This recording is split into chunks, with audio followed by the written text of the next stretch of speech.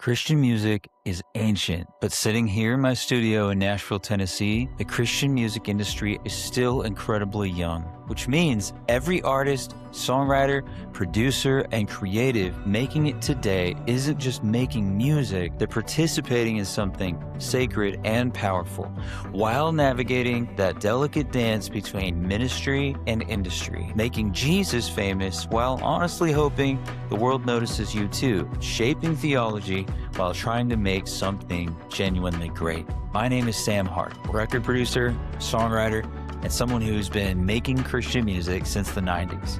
Join me and others as we explore what it means to stay faithful, healthy, wise, fully present, moving hearts, and hopefully melting faces. This is Christian Music Maker. Connor. We did it. Welcome to the Christian Music Maker podcast. And folks, Connor is one of my favorite humans, like a guy that I just like to hang out with when he's in town. Christian hip hop artist, songwriter, podcaster, extraordinary family man, and artistpreneur. I've watched him begin with a little bit of a dream and one step at a time move his way toward that. All that to say, glad you're here, bro. I am so glad to be here. Dude, why don't we start with just a little bit about yourself? So folks that don't know who you are, haven't come across your music yet, how did you get started in music? What's your story? Yeah, man. I'm originally from Cleveland, Ohio. I grew up just outside of Cleveland.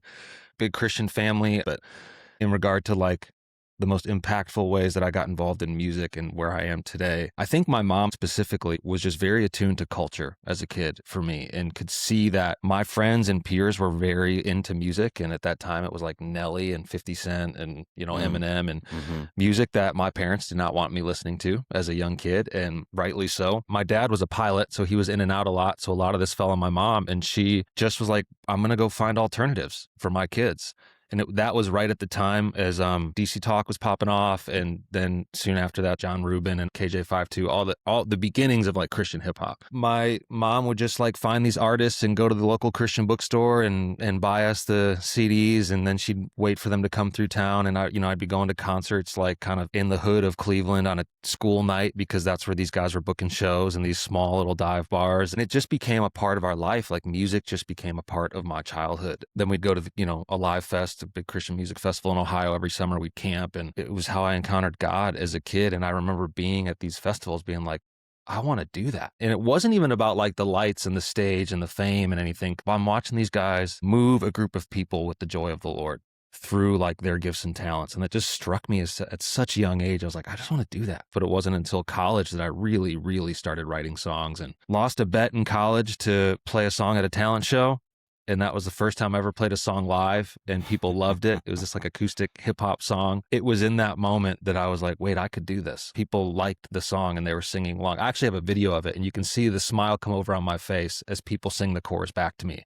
And you could see the moment where it was like registering, like, whoa, people are responding to this gift I have. And from there, it's just been one step at a time, like always kind of re-surrendering the dream of being a musician to the Lord and him giving it back to me in every season of life. It's looked different, specifically as, I met my wife, and then we started dating, and then we got engaged, and then we got married. Around every turn of our vocation or our vocational journey, it just looked different, and it was kind of this continued surrender. And then kids come onto the scene. It's like kid number one, kid number two. It's like, all right, lay it down again. Is this what I'm supposed to do? And this whole time I was working full time as well as building my music on the side. So I was in youth ministry for a really long time. I was a creative director at a nonprofit for a handful of years, always building my music business on the side. And it wasn't until we had 4 kids, married for 8 years, 7 years with 4 kids, that I quit my job to go full time as an artist, which people would look at you as insane. But it was the first time that God really called us out of the boat. We were discerning it constantly. And it was the first time in all of those years that it was like, no, now is the time to go full time. And, I'm looking at the Lord like,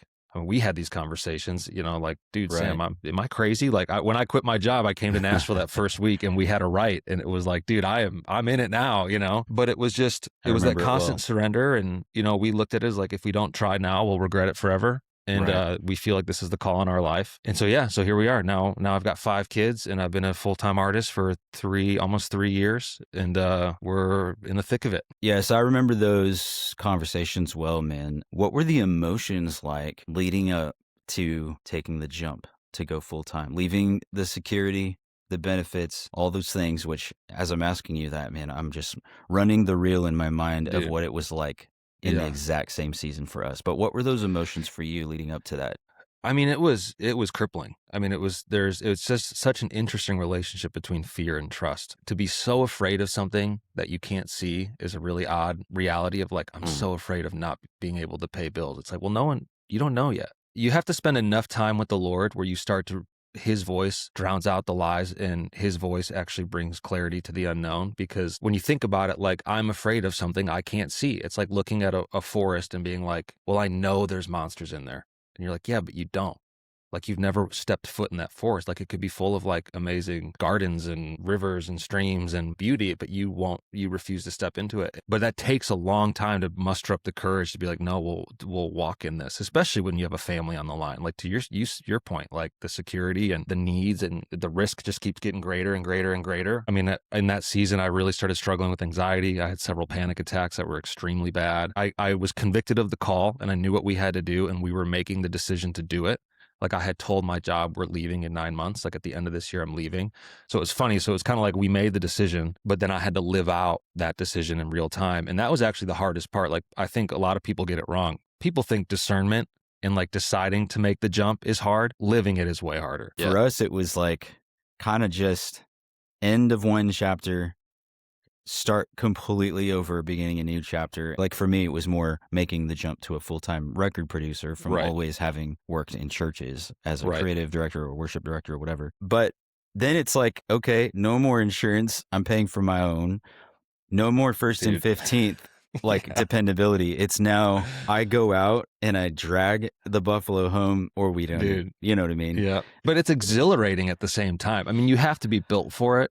But it's just this weird tension of Good point.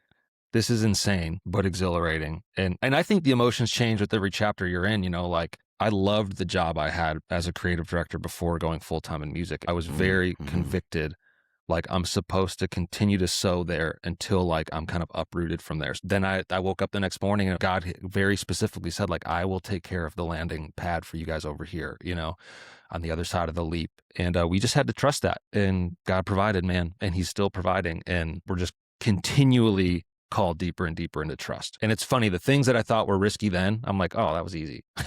It just gets riskier and riskier, I feel like, until the tipping point comes where it all starts to fall into place, which I'm hoping we're getting there soon. One of the things that I've seen you figure out is how to be an artistpreneur, to like be the CEO of your own artist career. Yeah.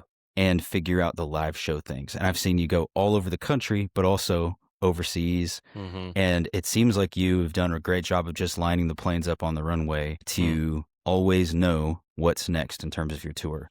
So I was hoping that you could just open the playbook for that guy who's got everything else but doesn't know where to start. Like, I imagine for those artists, it's like, where do I start? In my car or get a bus? Do I just start doing flight dates? Do I bring a band? Do I cold call? Do I use ads? I would love for you to just answer some of those questions and just share how you've done it and some of the hacks. One of the first things I would say is drown out all the noise. The first thing you should do is like shut down every other channel of input into your mind other than the Lord for at least a week or two or a month, and figure out why you want to go do it. Because the live show thing is so grueling and it's so hard, and you just have to want to be there regardless of the outcome. Like, if you're going to co-play live shows, it's about why you want to go do it. And if it has anything to do with money or following or platform or streams or industry recognition, then just don't even bother. The 4 a.m. drives and loading your van in negative 20 degrees and getting flat tires and not having any money for food and sleeping on couches just will get old very, very fast. But if the purpose is like, you can't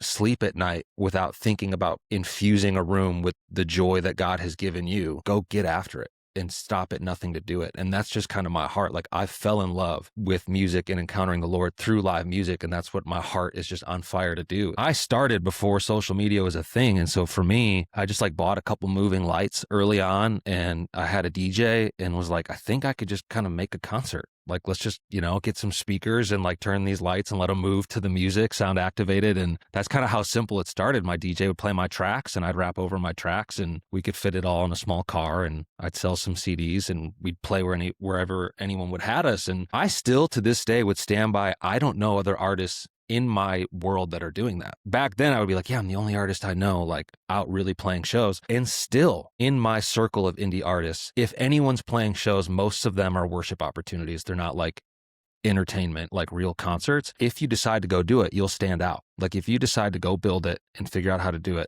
it will elevate your career and you'll stand out, because it's worked for me. And I've become the live show guy amongst my peers. And I'm always being like, y'all could do it too. Like, I just don't know if you're hungry enough for it. So it started as simple as that. And then we've just kind of grown it as we've learned. And so now everything I do fits in a minivan. So I can fit 4 bins of merch, a QSC sound system. So 2 subs, 2 tops, a stage monitor, my merch backdrop, 6 moving lights, and about 5 or 6 other lights, a stage wash, drum kit. Like, we fold down the seats in a minivan. It can all fit in a minivan. We can roll up and do a show for 500 to 750 people anywhere.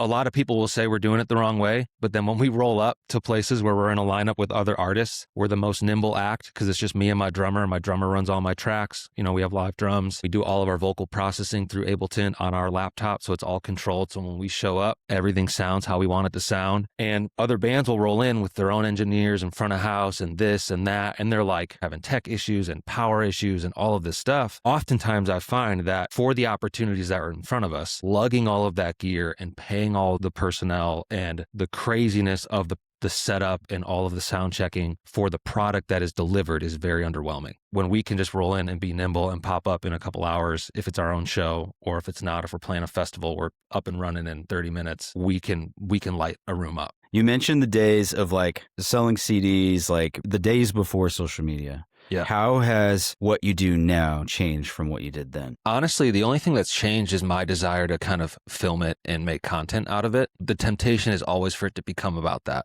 so we'll roll up and be setting up for a show. And for me right now, again, talk about being on a budget. I have a nice Canon DSLR camera and I just bring it and I find someone to use it. Rarely do I pay people to shoot my shows. If I do, it's got to be a big show, or one that I know is going to look awesome, or a big opportunity. But normally, like, I'll roll up and hand my camera to a high schooler and be like, hey, here's how it works. I want 60 to 90 second clips. The show has to be set up and ready to rock before I go there. And that can be stressful, because my brain could be like, well, how am I going to get shots and content for this and that? But like, in terms of our show, the show itself has not changed, other than us perfecting what happens on a stage, like making it more intentional, making it better, adding lights, making the live experience better. Now, I will say it's cool to be able to show that to people online, because it's a big part of me as an artist and my brand and what I love and feel best at. So I always talk about my live show as like the house where my music lives. Like, if you really want to experience and enjoy my music, come see it live, because it's kind of me opening my front door and saying, come on in, like, see the house we've built where my music lives, It seems to me that one of the reasons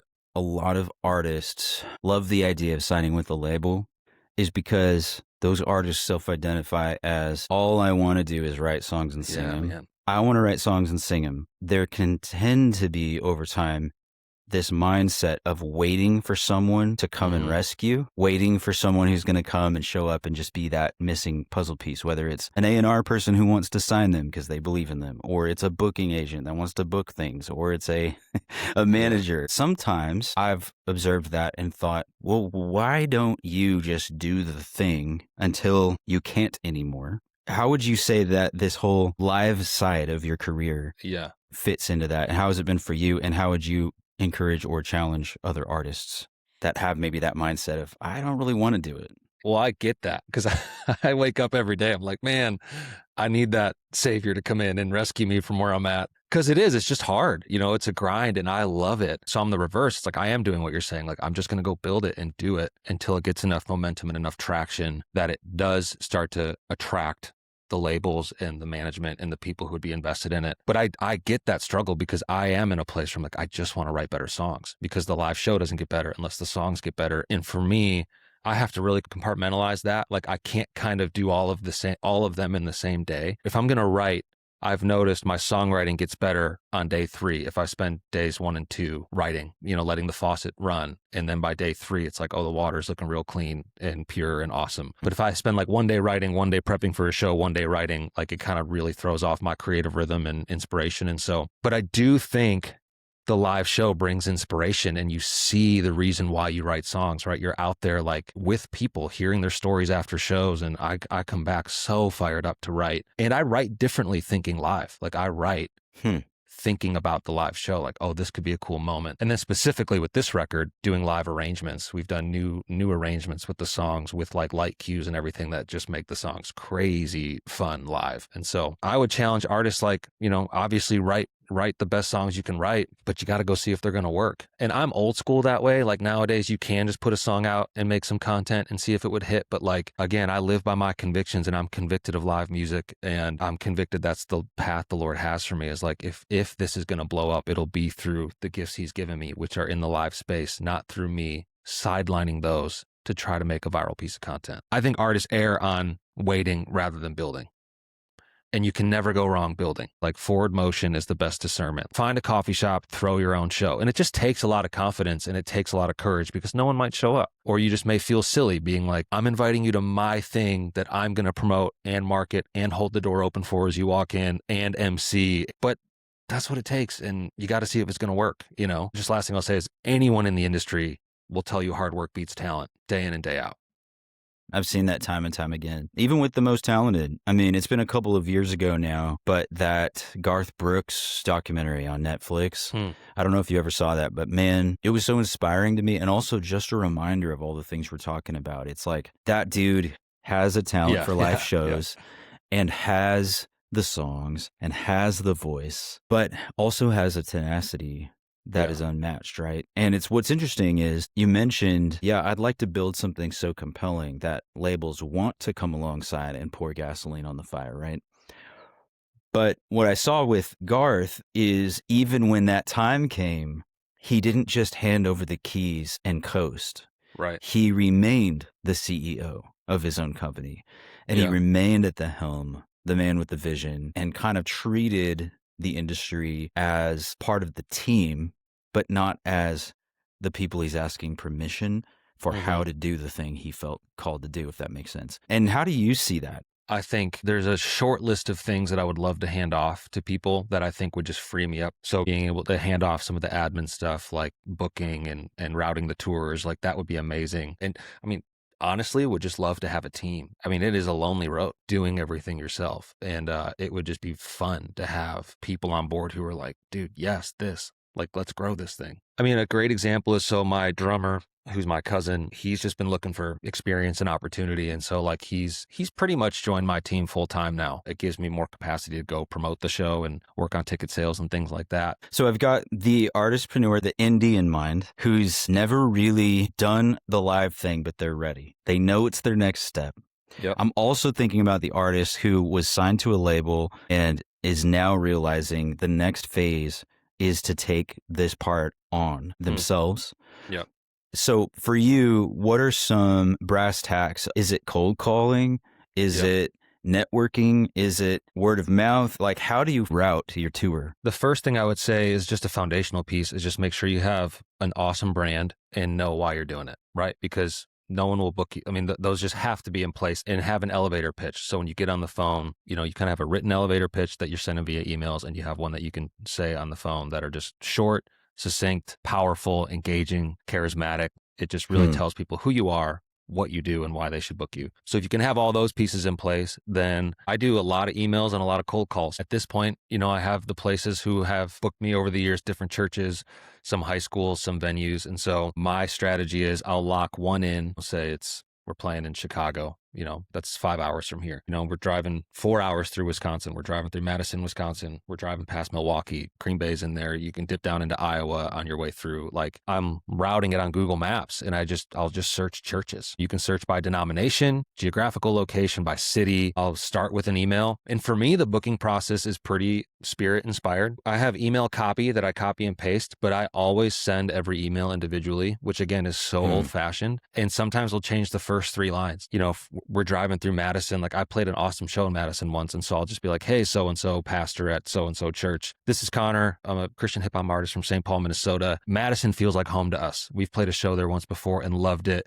We're driving through and just would love a chance to share our music again. And then I copy and paste the rest of the email. So usually the first 2 or 3 sentences of every email are tailored to that specific place. Not always, but I just give God a chance to move in that booking process. So I have a, Google Sheets that I track everything on when I send the emails, if I get a response, who I'm reaching out to. And then I always follow up with a phone call as well within that week. If I send it on a Monday, then Wednesday or Thursday, follow up with a phone call. Do you have any tips for people not trying to book churches? There's so many different places that want to host live music.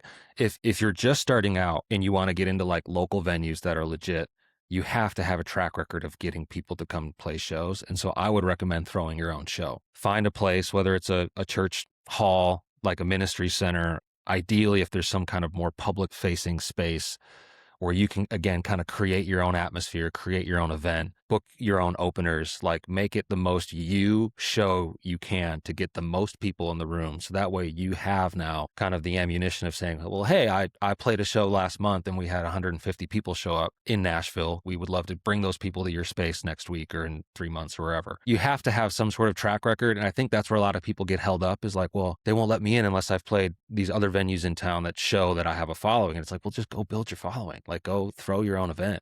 Throw 2 or 3 of them, and pick different openers every time. So really people are coming to see the openers and then they see you as well, or do co-headlining events. Like get over yourself. Like you don't have to be the main event. Get your friends together and do a showcase. You all get 30 minutes and just make it awesome, because then you'll get double the people in the room and you can still claim those stats. I would do that to get you a couple shows under your belt and get some stats that you can share with people. And then hopefully that would lead to opening some doors. And be confident and like be willing to risk it. Like sometimes you have to pay deposits. Like I've played some more secular venues that are like, well, hey, you have to cover the tickets if they're not sold. So you put $1,000 down. And it's like, how much do you believe in yourself? And then how much are you willing to go to the streets and invite people to your show? I hope folks are doing this for the love of it, but there's also the business side. So how do you personally determine, and how would you recommend or coach people to determine when it's worth it versus not worth it? And how do you monetize legs of tours or like runs or just groups of shows? I would say most of the income from my shows are through church shows that have budgets for things like this. And you just kind of have to be bold and ask. And for me, you have to kind of create the vision for them. So like, hey, my name's Connor, just released an album called Seasons. It's all about wrestling with the different levels of anxiety and fear that come when you're trusting God through the highs and lows in your life. I know your congregation wrestles with the same things. I think it would be awesome to host a concert focused on this to bring life to the people in your church. So automatically you're giving them a reason to book you, not like, I'm another artist who just wants a show at your church to make it about me. You're like, no, I'm here for you. Then there's a bunch of different ways you can slice it. You can be like, my show costs X amount of dollars, regardless of if you can pay that or not, we want to come. So you just create the goodwill up front. And then slowly through the conversations, you can do a one price fits all, like, hey, for X amount of dollars, that covers our travel, our gas, and like our show stipend. Or you can just pay the stipend and give us $50 for gas. You can do a ticket split. You can pay a deposit and we keep a percentage of the tickets. I think there's a bunch of different ways you can do it, but oftentimes it takes me encouraging the people on the other end, like, hey, well, maybe do you have a budget for like live events or speakers? Like, I know we're musicians, but like I give a testimony in the middle of the show. So like maybe part of your speaker budget could go towards this. Just genuinely like kind of helping them think through how they could host you guys. And so a lot of my show income comes from that, like church budgets, having youth ministry budgets or live event budgets, church festival budgets that they have extra money left over in that they can float throughout the year, things like that. Ticketed shows are always, to me right now in my career, they're always like, I just want to break even. If we can make money on ticketed shows, great. But if I can at least cover my expenses, then that's a huge win for me. Because again, it's building that side of my career where I have stats that show I can move tickets and we come out in the black, which is enough ammo to move to the next thing. My strategy is if I can get one show to like pay me what I think I'm worth in terms of a church budget, then I will play as many shows as I can for free on that route. That example between here and Chicago, if we have a show on Friday night in Chicago, I would play a show every night of the week for free if Friday was paying us like a full rate. It's kind of like the game Moneyball, where you're building your team based on the baseball player's ability to get to a final sum of what would equal a victory. It's the same idea of like, if I can piece together a couple shows that equal what I need to make for that 2 weeks for me and my family, then I will just open the floodgates of like, all right, now we will play whatever else we can. If you can master this, if you can master your why, if you can master the art of hosting an event, and if you have dope merch, you will move it. Like I move a crazy amount of merch for the size shows that I'm playing. It's kind of insane. And so that has always been something I can count on too, to help cover some of the bills that creep up out of nowhere. I think in people's minds, there's starting from scratch, and then there's arenas. Not everybody, but I think there's people that think everything in between is paying dues or something. Is there an opportunity being missed in that mindset? Oh, yeah. We had this show, we were playing at a church for a small youth group outside the Twin Cities, just like an hour and a half, maybe 2 hours north of Minneapolis. And that night, Lauren Daigle was in town, headlining an arena. And it was just, I looked at my drummer, and as we were driving, I looked at Patrick and I was like, Lauren Daigle wouldn't drive out here to this church and play for them. And not a dig on Lauren Daigle at all, but just kind of this, like, if we're not going to do it, then who's going to do it?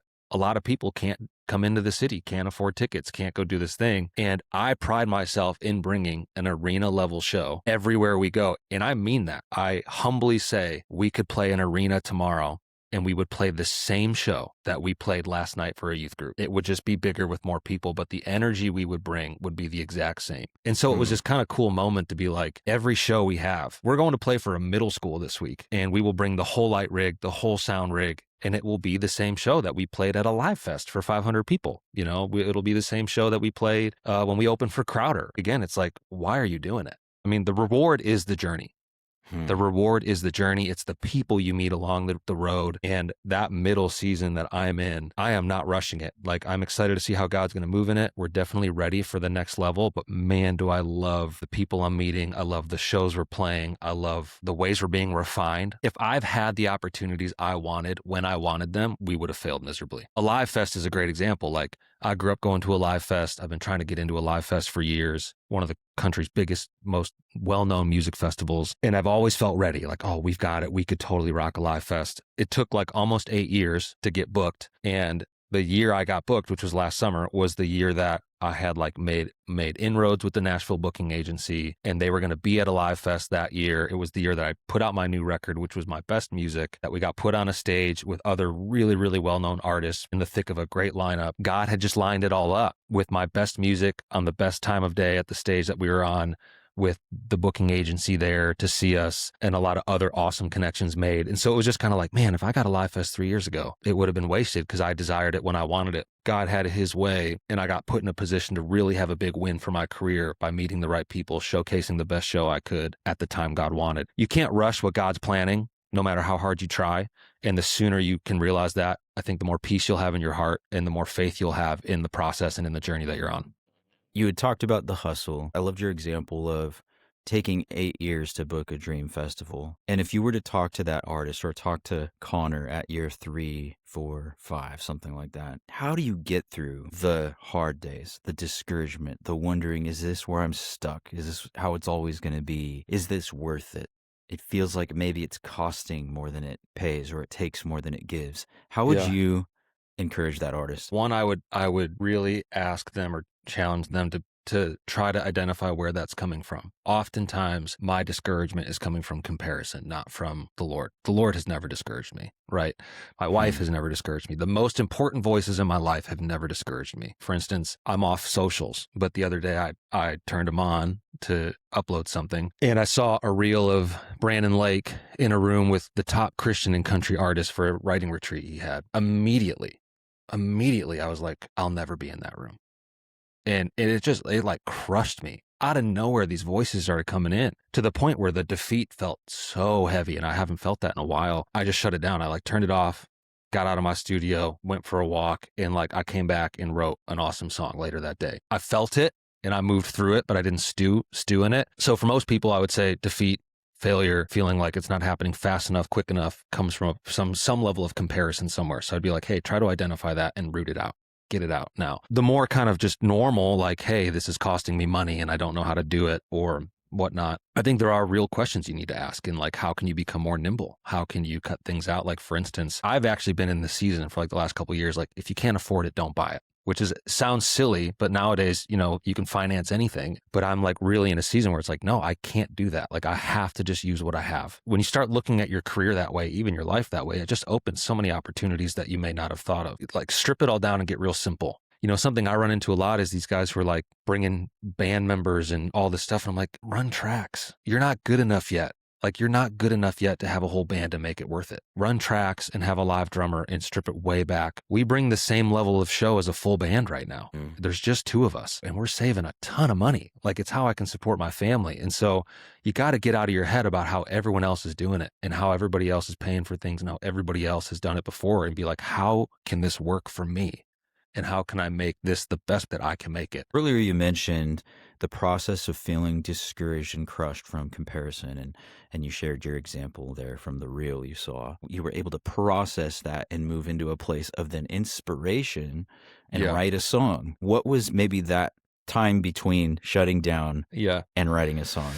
I don't think we're meant to fend off our feelings. I think we're meant to feel things. And so comparison comes. I'm like, okay, I feel that. I'm not going to try to not feel it because if I try to not feel it, it actually makes me feel worse. So I'm going to allow myself to feel it, try to identify why I feel it, and then call it out for the lie that it is. Like practically, sometimes I'll try to go write a song about that just for a writing exercise, like attacking the comparison or building something around that. Like even this morning, I woke up and I was just like trying to motivate myself. And so I'm writing a song I was working on it before we hopped on about encouraging someone else to pursue their dream of being a musician. And the song probably will never see the light of day, but it's just been it was like my heart needed that. My heart needed to like almost encourage myself. So I use songwriting a lot to break through comparison, to attack it head on. Sort of like a journaling exercise. Yeah, truly. The other thing too is I found the best way to attack comparison is to celebrate others. And I've even like, as silly as this sounds, the Brandon Lake example, like I will DM Brandon Lake and be like, hey, I believe in you. I love your music. I love that you're collaborating between these 2 genres. And it's my way of going directly against what the devil's trying to destroy, which is the joy in my heart and the joy in this industry, which there's